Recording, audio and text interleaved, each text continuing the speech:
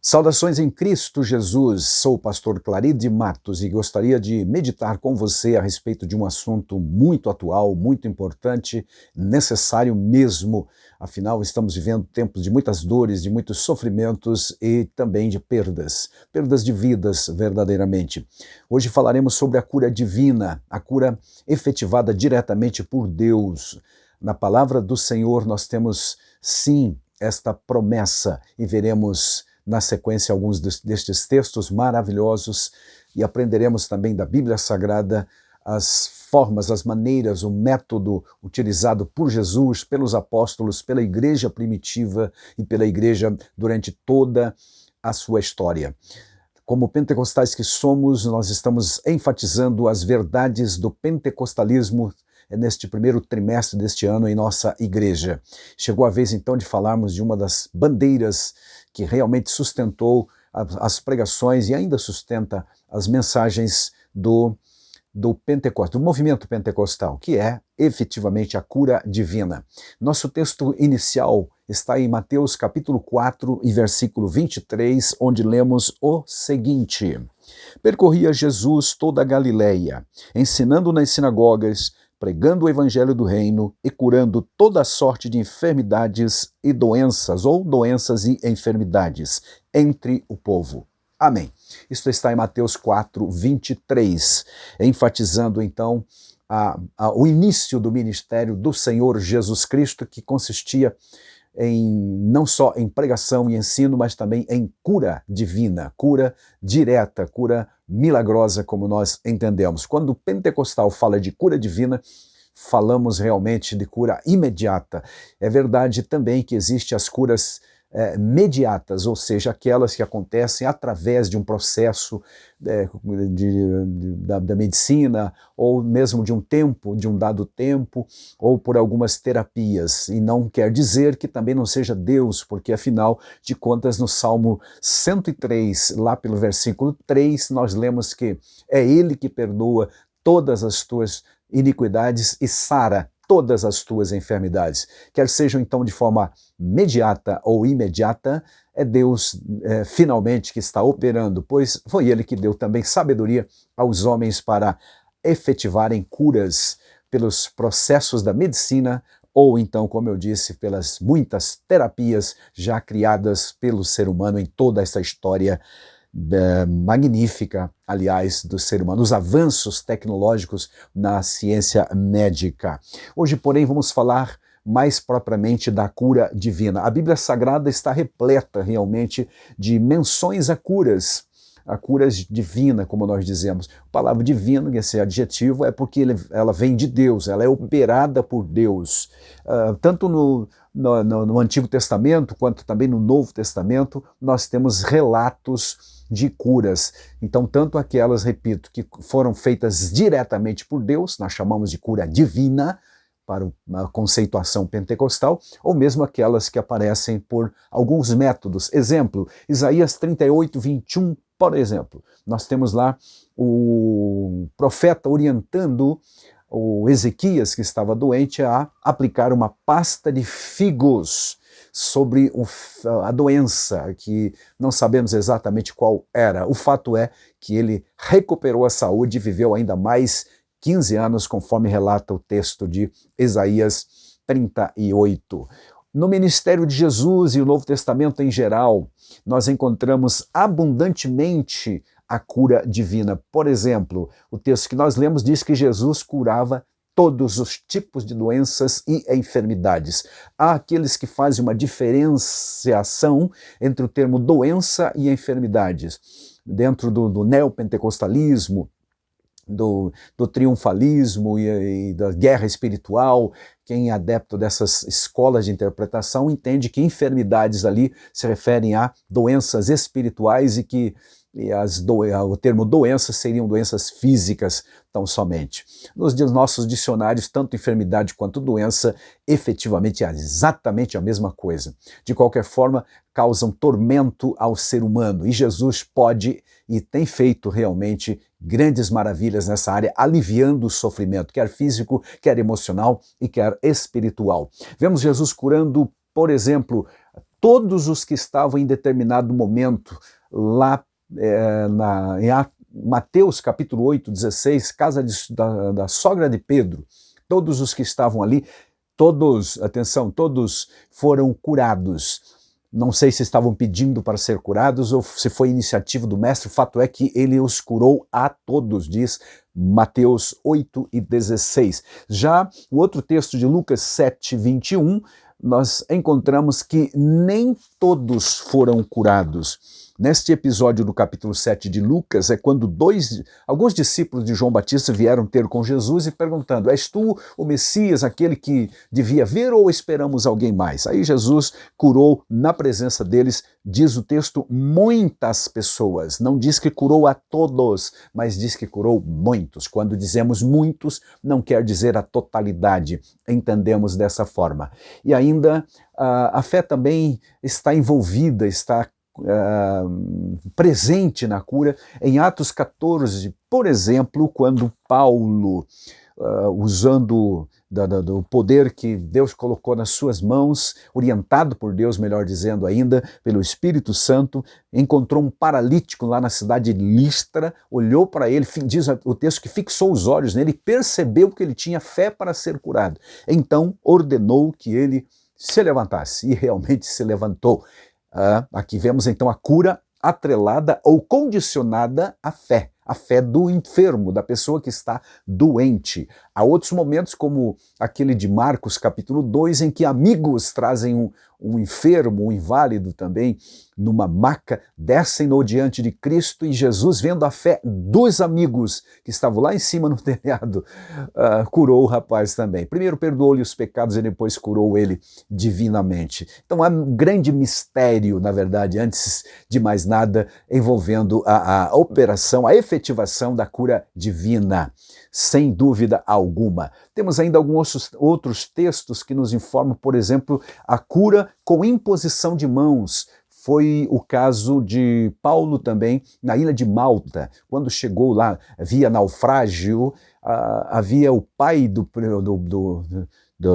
Públio, que era o principal da ilha, que estava doente. Paulo visitou, impôs as mãos sobre ele e ele ficou curado. E aí tem na sequência uma narrativa maravilhosa, diz que todos os enfermos da ilha foram trazidos à presença de Paulo, o apóstolo, ele orou por todos eles e todos foram curados para a glória de Deus também. Então há momentos, conforme os propósitos divinos, que ele cura a todos. Há outros momentos em que ele não cura a todos. Exemplo também acontece em João, no capítulo 5, onde há uma multidão de enfermos. E a Bíblia Sagrada diz que o Senhor Jesus, tendo chegado àquele lugar, temos lá a cura do paralítico. Verso 1 diz: passadas essas coisas, havia uma festa dos judeus. Jesus subiu.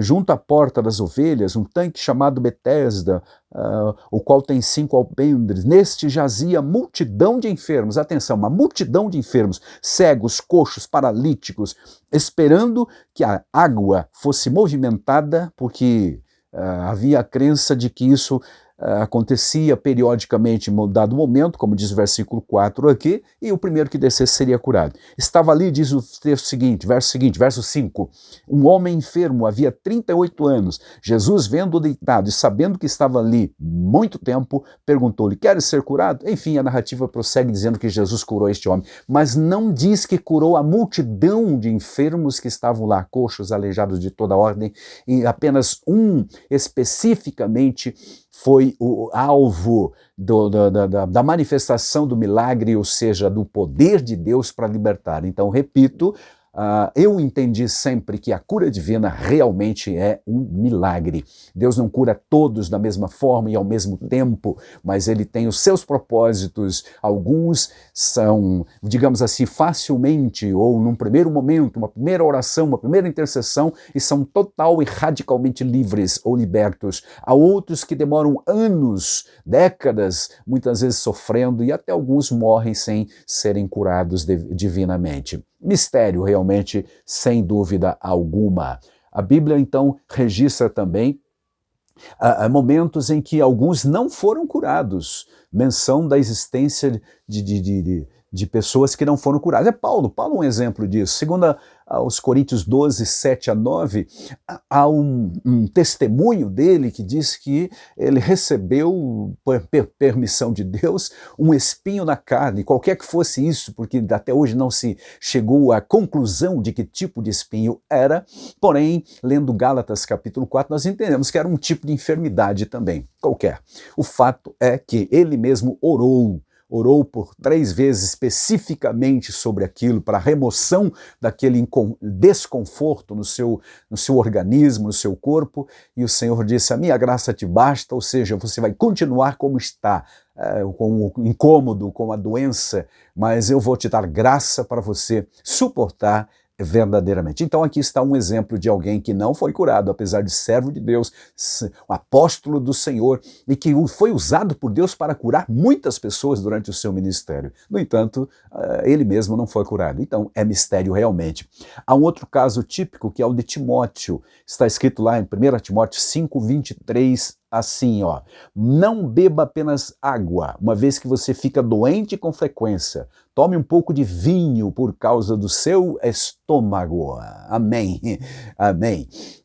O vinho de então ou de qualquer tempo pode sim, ou poderia ajudar nas funções estomacais. Esta é a verdade. Não havia os remédios que nós hoje temos à disposição para os problemas estomacais. Então Paulo está aconselhando o seu filho na fé, o seu obreiro, pastor de igreja, que tomasse junto com a água um vinho também para pelo menos amenizar o incômodo estomacal. Há um outro caso típico que é o Trófimo, um outro cooperador de Paulo. Ele não conseguiu acompanhar Paulo na sua viagem, na continuação da viagem missionária, porque ficou doente. Literalmente está escrito em 2 Timóteo 4:20 o seguinte, deixei Trófimo doente em Mileto. Lá estava ele, então, doente em Mileto, lá na Ásia Menor, e Paulo já, quando escreveu essa carta, já estava em Roma. Portanto, ele não pôde acompanhar Paulo nas suas jornadas, porque estava doente. É ou não é um mistério? Sem dúvida alguma. E se você está orando pela cura de alguém, ou pela sua própria cura, saiba que isso tudo está dentro da vontade de Deus. Descanse na soberania do Senhor. Ele realmente sabe quando, como fazer, e através de quem também. Glória a Deus por isso, porque, na verdade, nós vamos encontrar também os dons de curar que, dentro do pentecostalismo, são bastante enfatizados e pregados, e deve ser, porque é bíblico e é atual, sem dúvida alguma. Mas, mesmo assim, não podemos prometer cura 100% a todos que estejam na audiência, ou lá no culto, ou lá naquela igreja, ou naquela reunião. É Deus que sabe, é Deus que vai fazer, Ele é soberano e sabe como fazer. Bom, a frase que nós tomamos aqui como símbolo, ou melhor, como um dos temas, é extraído sobre cura divina, tá? Extraído do hino 7 da harpa cristã, que diz, Cristo cura sim, Cristo cura sim. Verdadeiramente Ele cura de várias formas, de várias maneiras, conforme a sua soberana vontade. Por ensino bíblico ou por experiência, nós temos constatado que realmente a cura divina é uma bênção atual. Mas, de novo, quero enfatizar, é um mistério, sim, com certeza. Está inserido em contextos como Marcos 16, como um dos 5 sinais que acompanhariam aqueles que crescem, a igreja do Senhor, que continuaria pregando o evangelho. O Senhor Jesus diz, ide pregar o evangelho a toda criatura, quem crer e for batizado será salvo, tal. E estes sinais seguirão. Entre os 5 sinais, a lista termina falando sobre a cura. Imporão as mãos sobre os enfermos e estes ficarão curados. Aleluia. Esta bênção está realmente presente na história da igreja, especialmente aqueles que creem naturalmente, porque quem não acredita não vai orar, não vai buscar, não vai acreditar. A contemplação da dimensão emocional também pode estar envolvida, evidentemente, na palavra, ou seja, na promessa da cura divina. A palavra de Deus que promete a cura divina, Isaías 53, versos 4 e 5, que nos ensina que a cura divina estava realmente dentro da contemplação do plano da redenção, porque lá está escrito que ele tomou sobre si as nossas dores e carregou com as nossas enfermidades. Literalmente levou sobre si as nossas enfermidades. Glória a Deus. Como disse o salmista, ele conhece a nossa estrutura e sabe que somos pó. Então ele cura não só o físico, mas o emocional e também o espiritual. Jesus cura sim, mas será que o faz sempre que pedimos ou nem sempre? Já dissemos que entendemos que é um milagre, sim, mas é um milagre que está dentro do contexto do mistério. É mistério realmente, não cura da mesma forma a todos da mesma maneira também. Jesus cura sim, mas será que faz sempre que pedimos? Ele cura a todos em todos os tempos e circunstâncias? Resposta aqui parece ser não. É óbvia até, não. Nós temos os casos já mencionados de Paulo, de Trófimo, de Timóteo, são exemplos de alguém que, até o Epafrodito também, um outro cooperador de Paulo, igualmente ficou adoentado quase à morte, diz lá em Filipenses 2, 27 e 28. De fato, diz Paulo, ficou doente e quase morreu.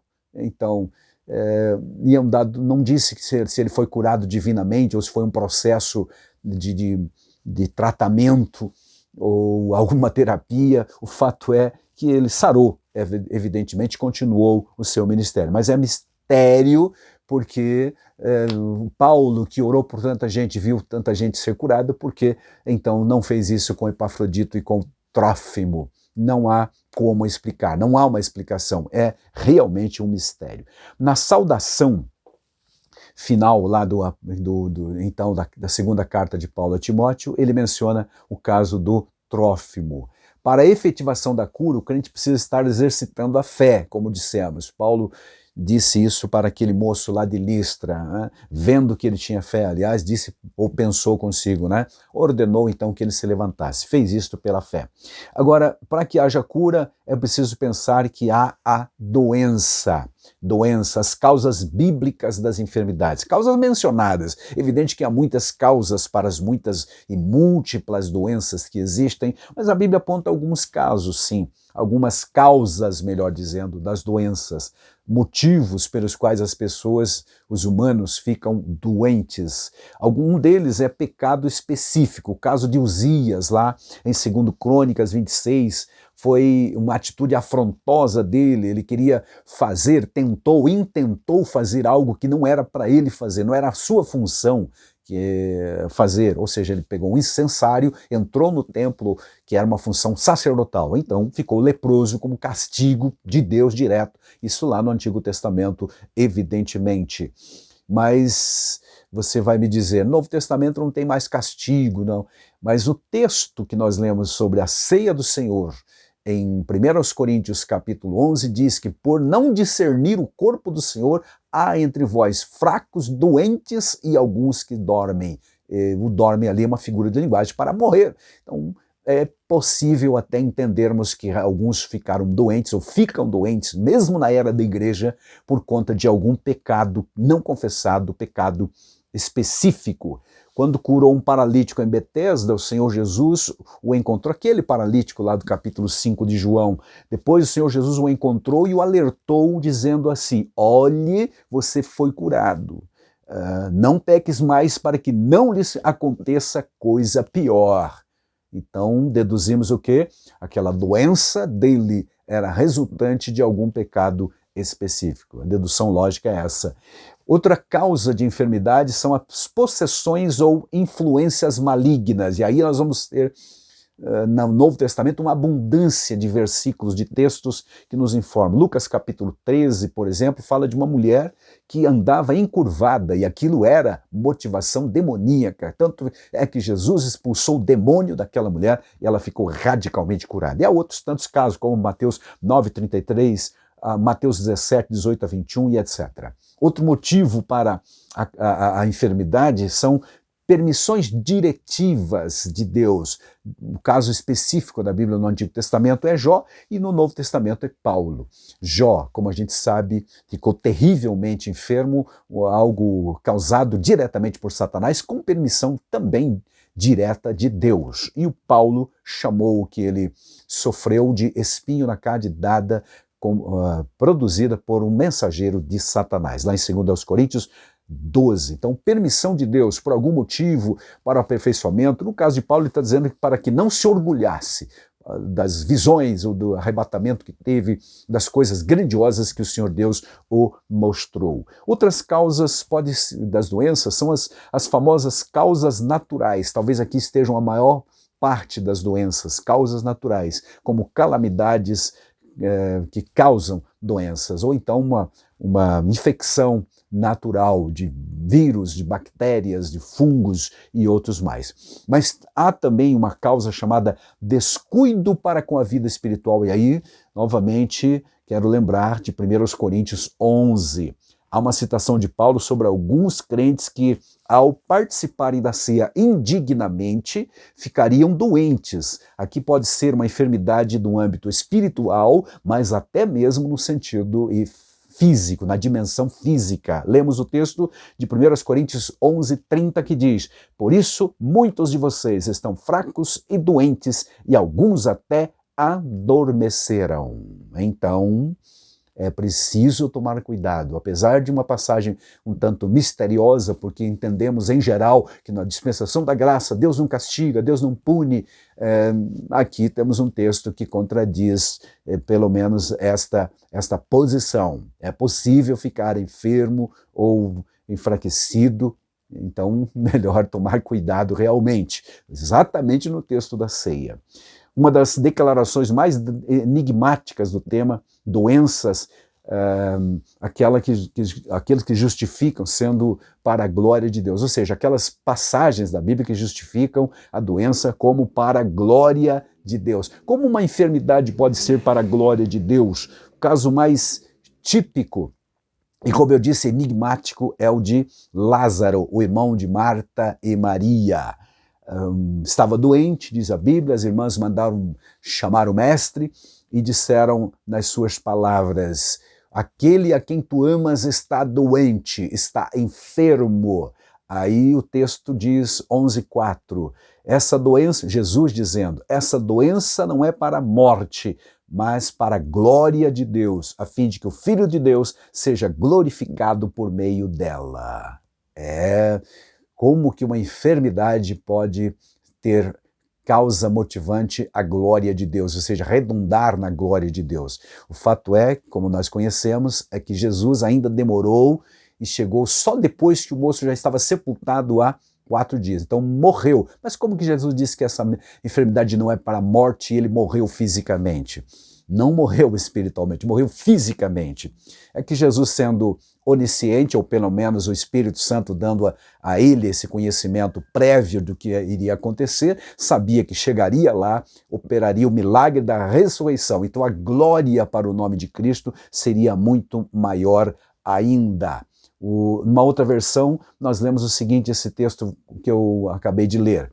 O resultado final dessa doença não será para a morte de Lázaro. Isso está acontecendo para que Deus revele o seu poder glorioso e assim, por causa dessa doença, a natureza divina do Filho de Deus será revelada. Aqui está explicado então. Quando Jesus disse não é para a morte, quer dizer, não é para a morte definitiva. Ele estará descansando um pouco, uma morte temporária, vamos dizer assim. Jesus chegou 4 dias depois do seu sepultamento e o ressuscitou, porque Jesus é o Senhor da vida e pode realmente fazer tudo. Evidentemente, para não esquecer, dentro da sua soberana vontade. Glória a Deus. Há outro texto sobre isso, falando inclusive da futura morte de Pedro. Jesus diz lá em João 21:19 sobre que tipo de morte ele glorificaria a Deus. Então não só a Bíblia diz que algumas enfermidades, não todas, mas algumas podem trazer glória para o nome de Deus, porque serão curados divinamente e Deus será glorificado,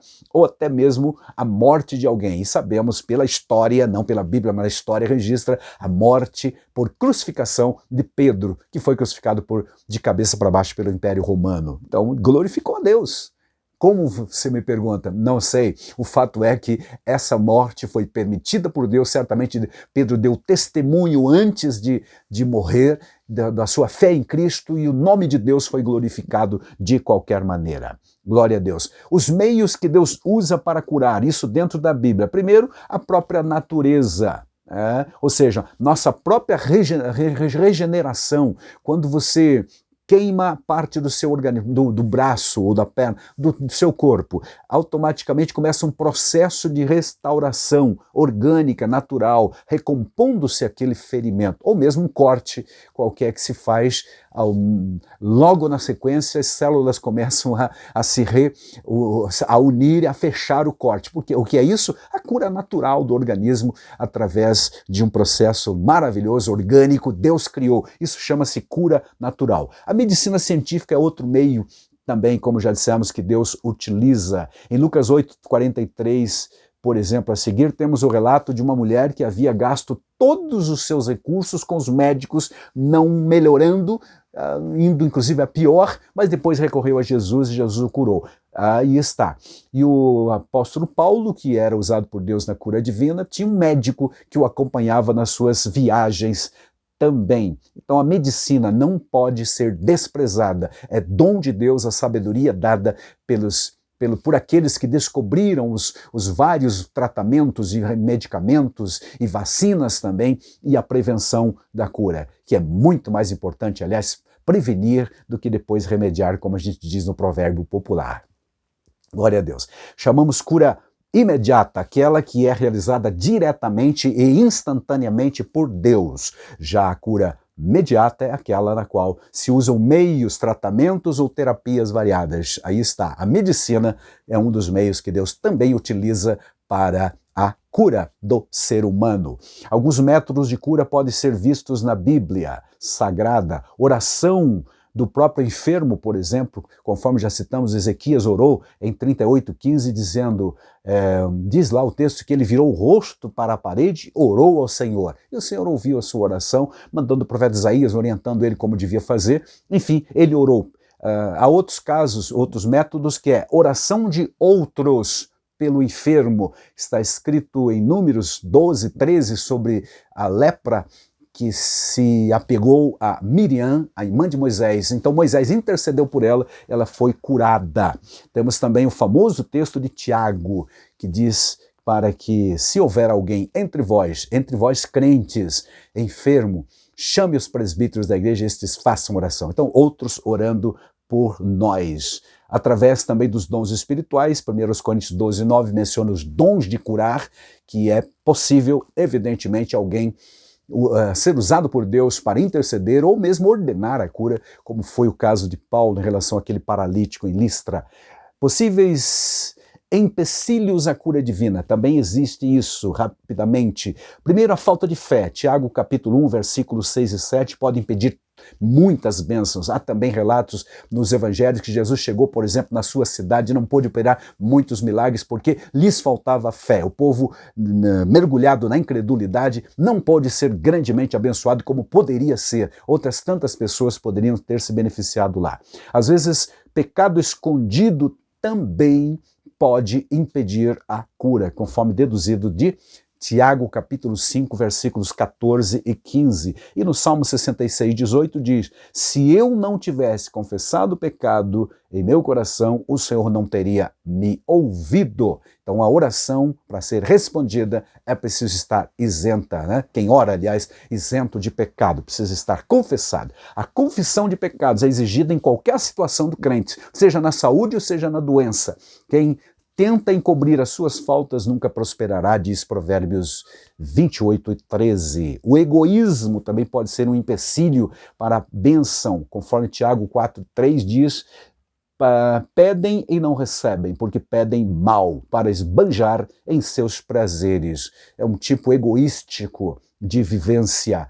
Então, diz Tiago, não receberão. A falta de perdão, conforme Mateus capítulo 18, encontramos uma atitude de falta de perdão ilustrada lá no personagem daquela parábola, que tinha uma enorme dívida e foi perdoado pelo seu senhor, mas ao sair do ambiente de perdão que recebeu, encontrou um conservo seu que devia uma ninharia e não lhe perdoou, forçou-o literalmente a pagar até o último centavo. Por isso esta parábola é conhecida como a parábola do homem incompassivo.